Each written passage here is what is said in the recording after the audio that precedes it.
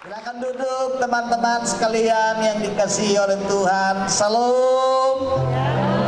Sekali lagi salam. Aduh, kelihatannya kurang semangat ini. Sekali lagi salam. Berikan kemuliaan bagi Tuhan kita. Luar biasa. Malam hari ini kita telah memuji, memuliakan Tuhan, kita telah meninggikan Tuhan di hari yang spesial buat kita.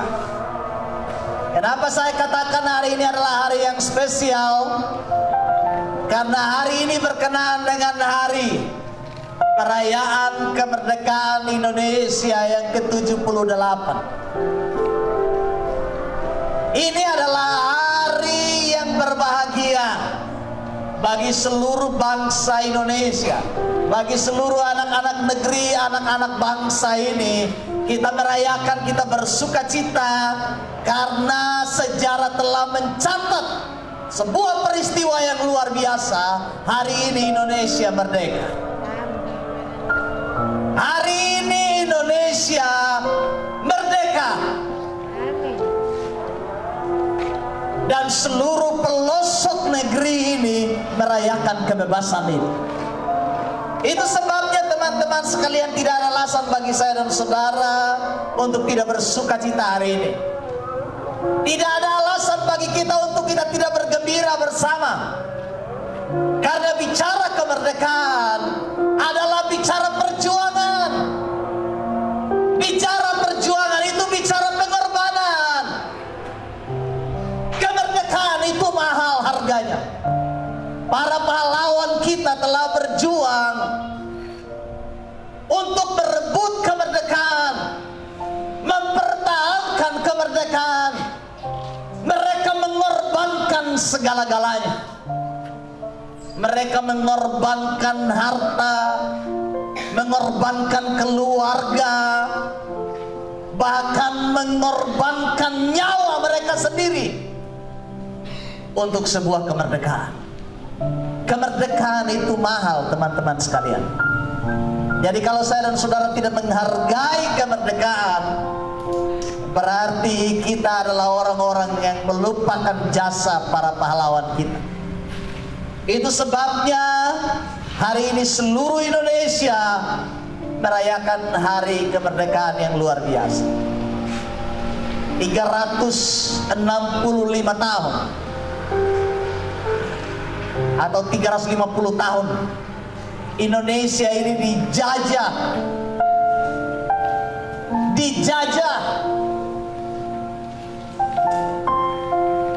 Ada berbagai bangsa yang datang menjajah Indonesia. Terlepas dari bangsa satu, bangsa yang lain datang, dan Indonesia hidup dalam perbudakan, penjajahan kurang lebih 3,5 abad. Itu adalah waktu yang lama. 3,5 abad itu sekitar 3 generasi lebih. Indonesia harus hidup dalam perbudakan, hidup dalam penjajahan. Teman-teman sekalian yang dikasihi oleh Tuhan, kita harus memahami ini dengan benar, supaya kita memahami, mengerti bahwa kemerdekaan itu adalah hal yang sangat mahal bagi saya dan saudara. Teman-teman sekalian yang dikasihi oleh Tuhan, tapi hari ini saya tidak sedang pidato kemerdekaan, karena saya mau berkhotbah. Teman-teman, kelihatan saya kayak pemimpin partai politik yang sedang orasi kemerdekaan. Memang darah-darah nasionalisme itu harus mengalir dalam diri kita. Amin. Coba lihat teman di samping kiri kanan, apakah darah nasionalismenya mengalir? Dia orang Indonesia kah?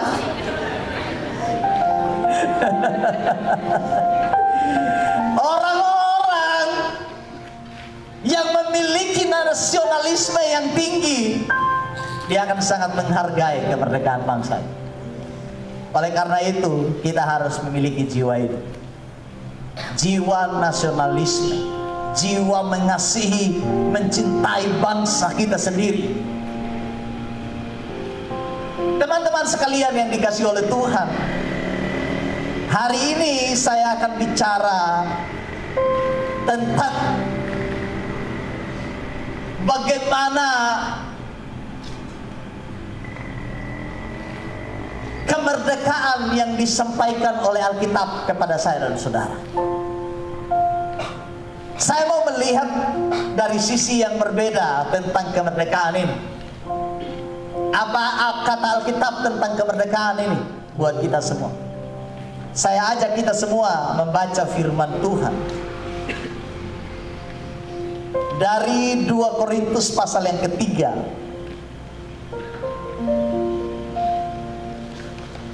2 Korintus pasal yang ketiga, ayat 12 hingga ayat 3 yang ke-18. Saya akan baca bagi kita semua. 2 Korintus pasal yang ketiga ayat 12 hingga ayat 18. Bunyi firman Tuhan begini. Karena kami mempunyai pengharapan yang demikian, maka kami bertindak dengan penuh keberanian.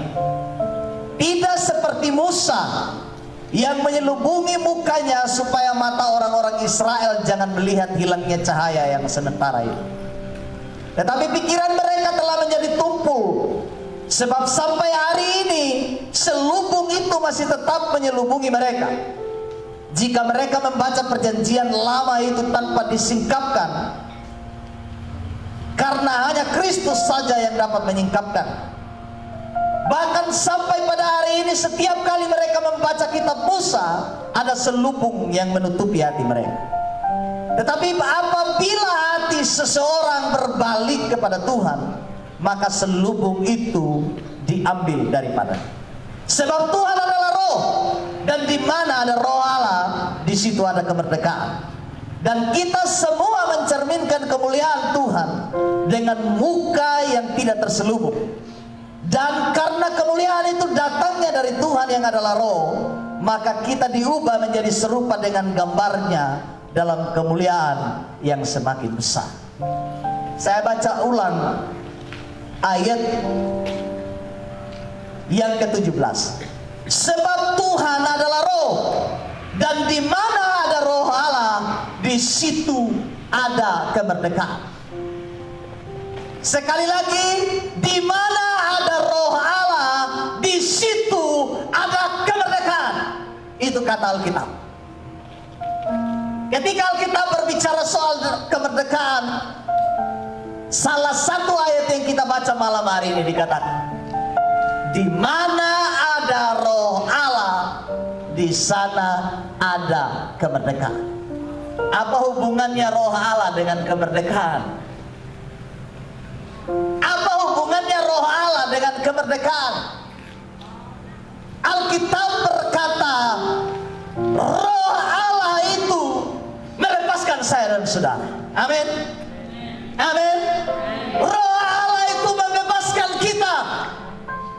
Roh Allah itu memulihkan saya dan saudara. Itu kata firman Tuhan. Di mana ada roh Allah, di sana ada kemerdekaan, ada kebebasan, ada kelepasan, ada pengampunan bagi saya dan saudara. Jadi malam hari ini teman-teman sekalian yang dikasihi oleh Tuhan, kebenaran firman Tuhan memberikan pesan penting bagi kita. Bagaimana kita mengalami kemerdekaan yang sesungguhnya itu dalam hidup kita ini? Akan muncul satu pertanyaan dalam hidup kita. Apakah benar roh Allah itu ada di sini? Adakah roh Allah di dalam hati kita sehingga hal itu menghasilkan kemerdekaan? Ini pertanyaan penting. Sebab tanpa roh Allah tidak akan ada kemerdekaan. Teman-teman sekalian yang dikasihi oleh Tuhan, ayat yang kita baca tadi bicara soal apa? Bicara tentang bagaimana Musa turun dari Gunung Sinai, mukanya diselubungi supaya orang jangan lihat kemuliaan Tuhan yang ada di mukanya. sampai kemuliaan itu hilang dari muka Musa. Dan hal itu menjadi pertanda bagi orang Israel.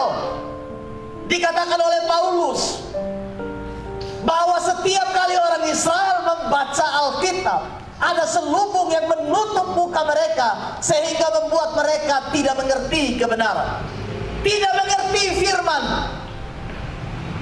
Setiap kali mereka membaca Alkitab, mereka tidak memahaminya dengan benar. Kenapa? Rasul Paulus berkata, ada selubung yang menutup.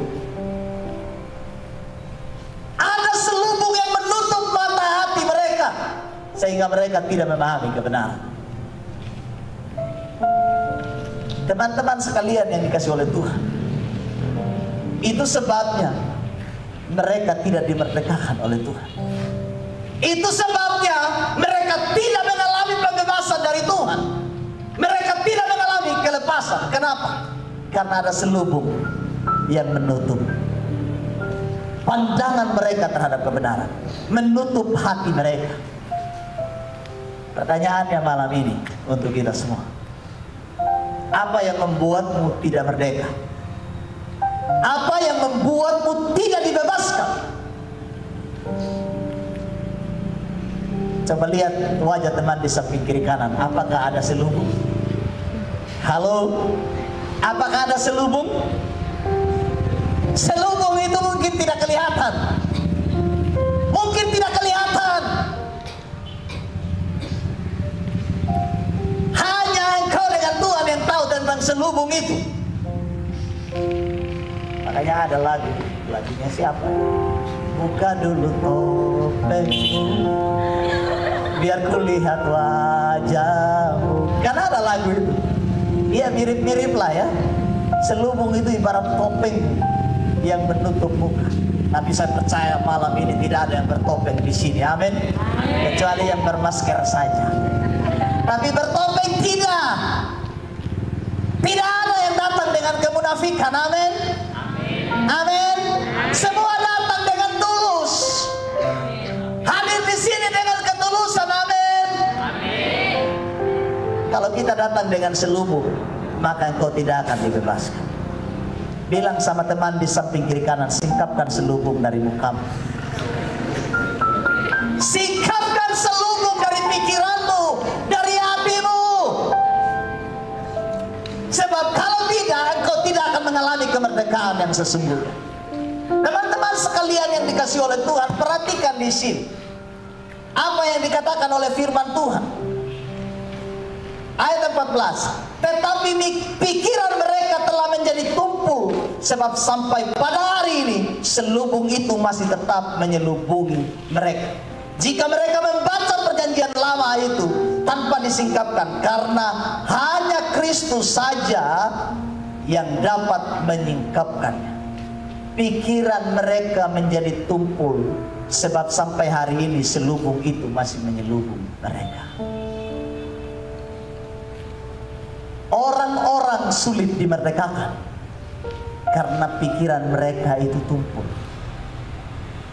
Bahasa sederhananya begini teman-teman. Kalau ayat ini mengatakan pikiran tumpul itu, kalau dalam terjemahan lurusnya, pikirannya keras. Pikirannya keras, hatinya keras, perasaannya keras, sulit ditembus oleh apapun. Adakah di sini yang hatinya keras? Halo? Halo teman-teman? Ada di sini yang hatinya keras? Ada yang keras kepala? Ada. Biasanya keras kepala itu gambaran dari hati yang keras. Coba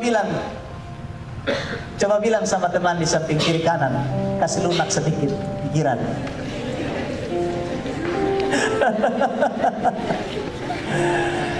Orang-orang yang pikirannya tumpul, firman Tuhan katakan, mereka tidak akan dimerdekakan. Selubung itu harus diangkat dari muka mereka, supaya mereka mengalami kemerdekaan, kebebasan, kelepasan yang sesungguhnya. Sebab kalau mau jujur anak-anak muda, pikiran kita ini bisa tumpul karena apa? Halo? Karena apa? Karena dosa. Pikiran ini tumpul karena dosa. Hati ini keras karena dosa. Dan itu yang harus dimerdekakan. Itu yang harus dibebaskan. Pikiran saya dan saudara harus dibebaskan, harus dimerdekakan. Masih adakah di sini yang pikiran belum dimerdekakan? Halo? Masih ada? Diam-diam ya, sebelah kanan saya. Yang di depan saya masih ada? Wih, luar biasa jujur. Yang di sebelah ini, kiri saya? Saya tidak dengar. Masih. Teman-teman sekalian, pikiran saya dan saudara harus disingkapkan.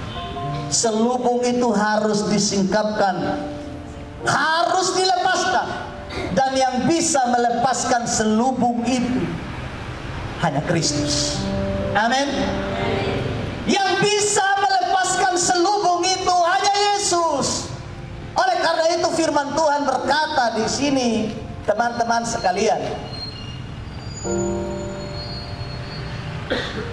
ayat 16, tetapi apabila hati seseorang berbalik kepada Tuhan, maka selubung itu diambil daripadanya. Supaya saya dan saudara dimerdekakan, kita harus berbalik kepada Tuhan. Amin. Kata berbalik di sini itu artinya bertobat.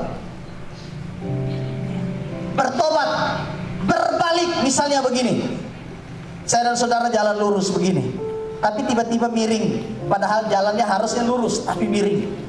Saya dan saudara harus kembali ke jalan yang lurus itu. Itu artinya bertobat.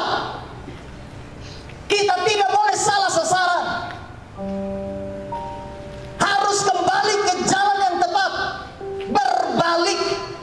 Dan firman Tuhan berkata, orang-orang yang berbalik itu mereka yang akan dimerdekakan oleh Tuhan. Amin. Amin. Amin. Mau dimerdekakan? Bilang sama teman, bertobat. Bertobat. Iya, bertobat. Jangan bertobat ya, bertobat kumat lagi. Iya. Jangan bertobat, bertobat. Bertobat itu bertobat kumat lagi. Orang-orang yang berbalik kepada Tuhan dikatakan mereka adalah orang-orang yang dimerdekakan. Jadi ketika saya dan saudara bicara kemerdekaan, itu bicara soal bagaimana saya dan saudara bebas dari dosa, terlepas dari dosa, tidak lagi diperhamba, tidak lagi diperbudak oleh dosa. Teman-teman sekalian, kita kan semua ini adalah anak-anak Tuhan. Amin. Statusnya anak-anak Tuhan. Masih ada kemungkinan tidak untuk jatuh dalam dosa? Masih ada kemungkinan untuk jatuh dalam dosa. Itu sebabnya harus terus-menerus dekat dengan Tuhan. Supaya apa? Supaya ketika engkau jatuh, engkau tidak tinggal terus dalam keadaan itu. Engkau harus bangkit, berbalik dari keadaanmu dan datang kepada Tuhan. Disitulah selubung dari hidupmu akan diangkat oleh Tuhan. Sebab kalau saya dan saudara tidak berbalik dari keadaan ini, maka selamanya kita akan berada di dalam penjajahan dosa.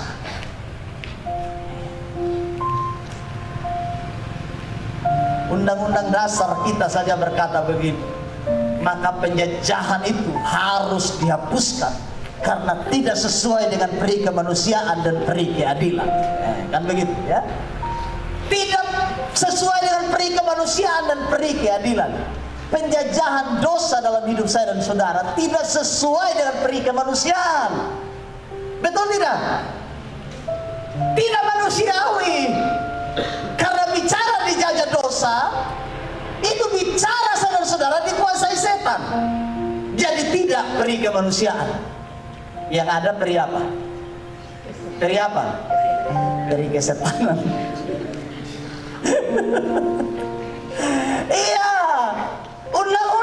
dia bilang penjajahan itu harus dihapuskan karena tidak sesuai dengan peri kemanusiaan dan peri keadilan.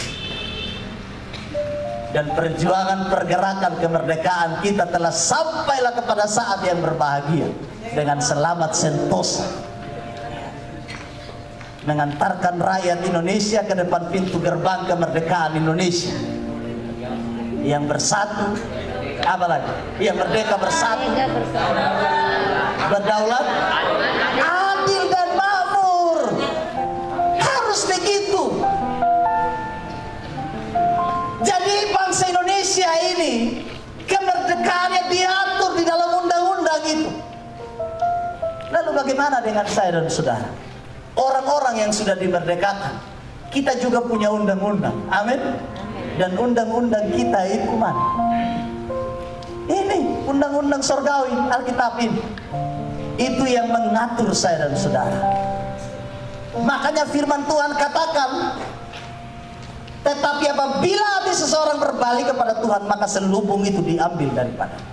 Ayat 17, sebab Tuhan adalah roh, dan di mana ada roh Allah, di situ ada kemerdekaan. Hal yang berikut, kalau saya dan saudara mau dibebaskan Tuhan, pastikan engkau miliki roh Allah dalam hidup. Amin. Di mana ada roh Allah, artinya roh Allah hadir di dalam hatimu, engkau dibebaskan. Roh Allah hadir dalam hidupmu, engkau dipulihkan, engkau disembuhkan, engkau dimerdekakan.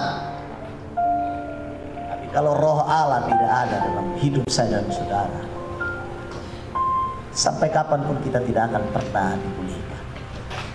Bilang sama teman di samping kiri kanan, engkau itu bait roh Allah, tempat Allah berdiam. Bilang, engkau itu bait Roh Kudus, tempat Roh Kudus berdiam. Di sinilah letak pemulihannya. Saya dan saudara membiarkan Roh Kudus tinggal di dalam hidup kita, menguasai kita. Dikatakan Tuhan itu roh. Dia bekerja melalui rohnya. Dan kemerdekaan, kebebasan itu dimulai dari dalam, dari roh saya dan saudara. Karena kita ini juga makhluk-makhluk roh. Amin. Dimulai dari dalam. Jadi di mana ada roh Allah, di situ pasti ada kemerdekaan. Kehadiran roh ini penting, teman-teman sekalian. Roh Kudus adalah pribadi Allah yang tinggal di dalam diri saya dan saudara. Pribadi itu kita butuhkan setiap waktu, karena pribadi itu akan menjadi penolong yang membimbing dan menuntun saya dan saudara kepada kebenaran. Amin. Amin teman-teman. Sebab firman Tuhan berkata, di mana ada kebenaran, di situ ada kemerdekaan. Siapa yang menuntun kita kepada kebenaran? Roh yang menuntun kita kepada kebenaran. Dan kebenaran itu akan memerdekakan saya dan saudara. Oleh karena itu, biarkan Roh Kudus tinggal dalam hidup saya dan saudara. Jangan kasih tinggal roh lain. Coba lihat teman di samping kiri kanan, adakah roh lain di dalam hidupmu? Dan sampai ada roh lain. Saya khawatir ini, saya lihat-lihat dari sini. Bilang sama teman di samping kiri kanan, biarkan Roh Kudus tinggal dalam hidupnya. Jangan kasih tinggal roh lain. Jangan piara roh lain.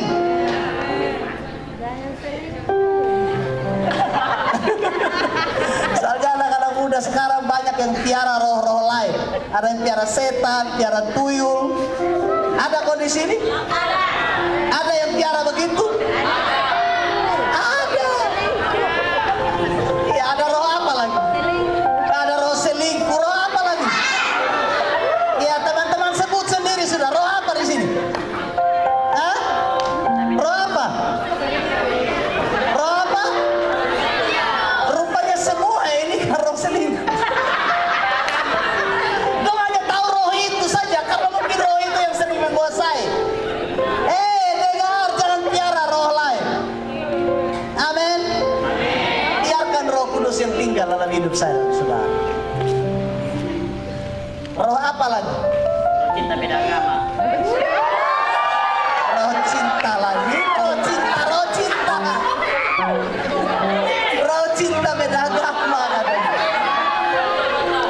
Ini pengaruh lirik lagu ini. Iya, kalau kita kasih nama itu roh duniawi ya. Kita kasih nama itu roh duniawi. Betul tidak, roh duniawi? Makanya firman Tuhan katakan begini, di mana ada roh Allah, di situ ada kemerdekaan. Teman-teman sekalian, kemudian ayat yang berikutnya dikatakan begini, dan kita semua mencerminkan kemuliaan Tuhan dengan muka yang tidak terselubung. Dan karena kemuliaan itu datangnya dari Tuhan yang adalah roh, maka kita diubah menjadi serupa dengan gambarnya dalam kemuliaan yang semakin besar. Teman-teman sekalian, kalau engkau sudah dimerdekakan oleh Tuhan, dikatakan begini, engkau akan mencerminkan kemuliaan Tuhan dengan muka yang tidak terselubung. Makanya ada lagu Pentakosta bilang begini, kulihat di wajahmu kemuliaan Raja, ku kasih kau dengan kasih Tuhan. Coba lihat, ada kemuliaan Raja di muka-muka teman-teman. Halo? Orang yang dimerdekakan itu katanya engkau mencerminkan kemuliaan Tuhan dengan muka yang tidak terselubung. Ada kemuliaan Tuhan yang terpancar dari hidup saya dan saudara. Luar biasa. Orang lihat saya dan saudara, orang lihat kemuliaan Tuhan. Amin. Amin. Iya, kita baru muncul dari sana orang, aduh ini Yud GDI Matoai. Ada kemuliaan Tuhan, kita langsung dikenal. Jangan kita baru muncul. Itu satu. Bubar, biar dah. Itu bukan penuh dengan kemuliaan. Anak-anak muda yang dipenuhi kemuliaan akan terpancar dari hidupnya. Amin. Amin. Dikatakan di sini bukan terpancar dengan muka yang terselubung, tapi dengan muka yang penuh dengan kemuliaan. Terselubung, aduh, ini sebenarnya ungkapan yang negatif. Tapi saya percaya di sini tidak ada yang terselubung. Amin.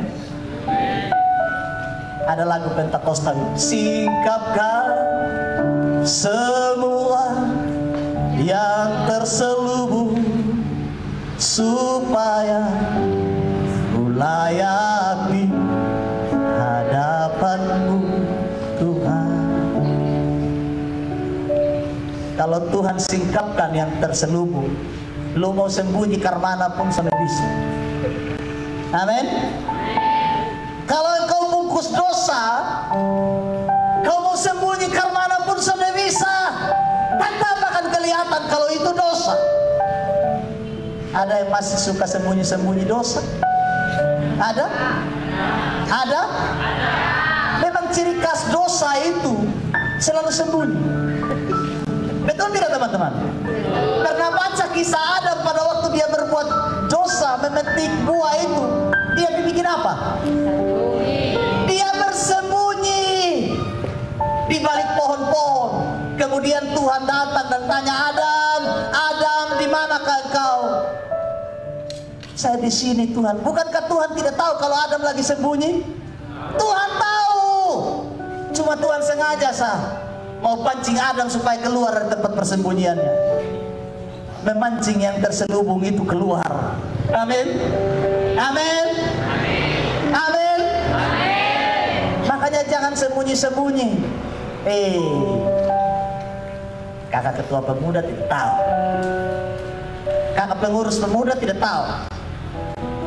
Kita buat dosa, kan nanti diampuni lagi. Dengar, berhenti. Merdeka, 78 tahun merdeka Indonesia, baru masih sembunyi-sembunyi. Anak-anak muda, dengar. Jadilah anak-anak muda yang tulus di hadapan Tuhan. Amin.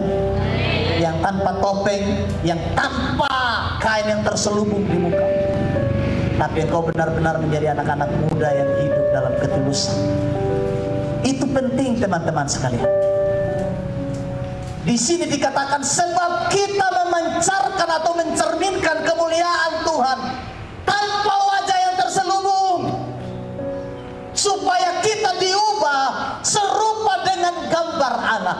Ini pada akhirnya saya dan saudara diubahkan.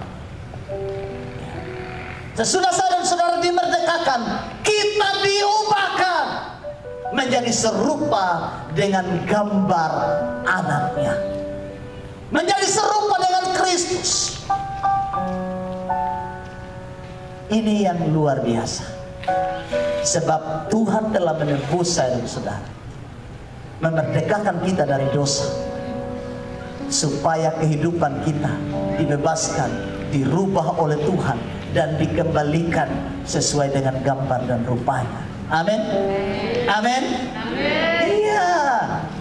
Jadi kemerdekaan itu mengembalikan gambar Allah yang telah rusak itu. Hubungan kita dipulihkan dengan Tuhan. Ketika saya dan saudara dimerdekakan dari dosa, hubungan kita dipulihkan dengan Tuhan. Hubungan kita dipulihkan dengan sesama. Hidup kita diubah, gambar kita diubah menjadi serupa dengan Kristus. Ini yang luar biasa. Soalnya kalau tidak diubah, bermasalah. Kenapa? Karena ini semua gambar-gambar rusak. Halo? Kalau tidak diubah, bermasalah. Ini semua gambar-gambar rusak. Harus diubahkan. Kemerdekaan dalam Kristus mengubah hidup saya dan saudara menjadi serupa dengan Kristus. Amin. Dan perubahan itu butuh proses. Mungkin hari ini engkau belum berubah, tapi setelah engkau dengar firman Tuhan, engkau harus berubah. Amin. Amin. Perubahan itu butuh proses supaya saudara menjadi serupa dengan Kristus. Ini yang penting. Gambar kita dipulihkan, gambar kita diperbaiki, gambar yang rusak itu diperbaiki. Harga dirimu yang dulu hancur karena dosa sekarang dipulihkan Tuhan. Statusmu dulu sebagai hamba dosa, diperbudak dosa, sekarang dipulihkan menjadi anak-anak kebenaran.